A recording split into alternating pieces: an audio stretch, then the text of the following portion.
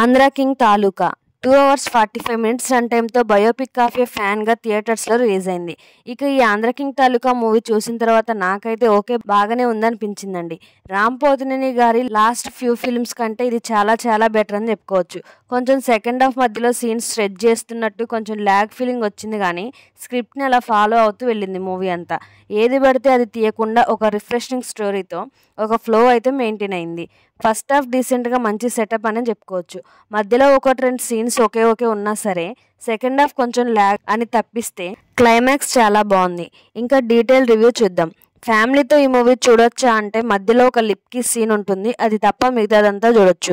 ఇంకా basic story line ఏంటంటే ఆంధ్ర కింగ్గా మంచి స్టార్డంతో ఉండి టైం బాగోక 100వ సినిమాకి డబ్బులు సరిపోని పరిస్థితి వస్తుంది. పెద్ద స్టార్ హీరో అయిన సూర్యకి అలియాస్ ఉపేంద్ర గారికి అప్పుడే ఒక ఫ్యాన్ అతను ఎవరో తెలియకుండానే ఒక హెల్ప్ చేస్తారు.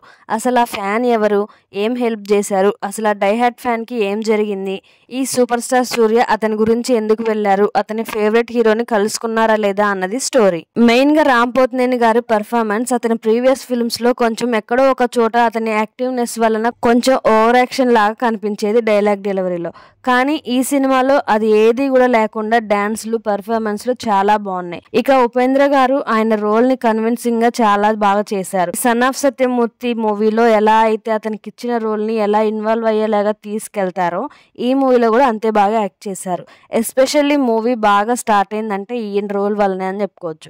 ఈ ఫిల్మ్ రామ్ గారికి, ఉపేంద్ర గారికి, భాగ్యశ్రీ గారికి ముగ్గురికి ఒక స్టెప్ పైకెక్కే సినిమా అని చెప్పొచ్చు. అండ్ హీరోయిన్ పెర్ఫార్మెన్స్ కూడా చాలా బాగుంది. కాకపోతే కొంచెం డైలాగ్ డెలివరీ ఎందుకు మరి అలానే చెప్తున్నారో చూడాల్సి వస్తుంది. స్టార్టింగ్ 30 minutes ఉపేంద్ర గారి సిచ్యువేషన్ తో ఉండే సీన్స్ కానీ ఆ నెక్స్ట్ వచ్చే ప్రొసీడింగ్స్ కానీ ఎమోషనల్ గాను ఉన్నాయి, కన్విన్సింగ్ గాను ఉన్నాయి. అలాగే మూవీని క్లోజ్ చేసిన climax and pre climax satisfying గానే ఎండ్ చేశారు. మనందరం ఏదో ఒక టైంలో మన ఫేవరెట్ హీరోకి ఫ్యాన్ అవుతాం కదా, అది ఈ సినిమాలో ఆ చైల్డ్హుడ్ స్టోరీతో చూపించారు. ఎంతవరకు కరెక్ట్ అవుద్దాం మరి, depends on person to person. Background music అయితే చాలా చాలా బాగుంది, కొన్ని ఎమోషన్స్ ని సూపర్ గా ఎలివేట్ చేసింది. రికార్డింగ్ వర్క్, సాంగ్స్ రెండూ బాగున్నాయి. సినిమాటోగ్రఫీ కూడా సినిమా థీమ్ కి తగ్గట్టుగానే ఉంది.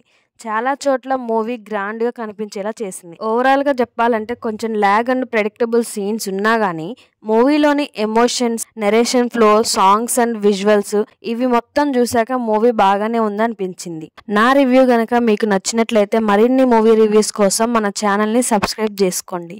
Thank you.